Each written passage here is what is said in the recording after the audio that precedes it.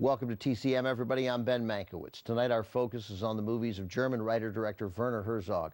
If you were here for our last film, Fitzcarraldo, you know that Herzog will sometimes go to dangerous and/or inventive/absurd lengths to tell compelling stories of eccentric characters. Up next, a film with one of Herzog's most offbeat discoveries, a mentally disabled street performer named Bruno S. From 1977, the film is Stroszek. This marked the second collaboration between Herzog and Bruno. The first was The Enigma of Caspar Hauser from 1974, a story set in the early 19th century where Bruno played a man who lived the first 17 years of his life in captivity. One day he is abruptly released and compelled to learn to live on his own, facing the challenge of overcoming huge delays in his emotional, mental, and social development.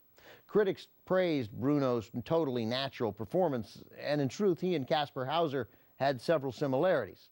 In Stroszek, Bruno plays another of society's outcasts. He's released from prison at the beginning of the movie and, with a prostitute and his neighbor in tow, decides to seek a new life in a small town in Wisconsin. Many of the people you'll see in the film are actual residents of the town, and Herzog prizes their spontaneous, often ad-libbed reactions. The neighbor's nephew, who invites them all to Wisconsin, is played by a mechanic who repaired Herzog's car when he was scouting locations. You have to love Werner Herzog. The scenes in New York City were shot by Herzog as he was strapped onto the hood of a car, which led to several confrontations with New York cops. He told the police officers they were just a bunch of crazy film students, and they let Herzog and the crew go. From 1977, here's Werner Herzog's Stroszek.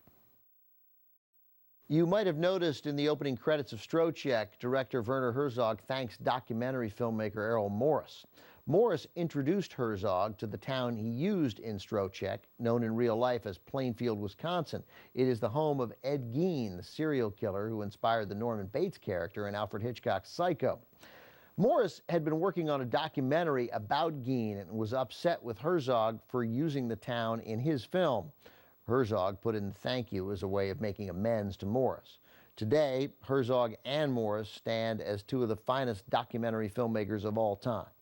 As for Bruno S., this was his final film with Herzog. He went back to being a musician, singing in nightclubs in his native Berlin.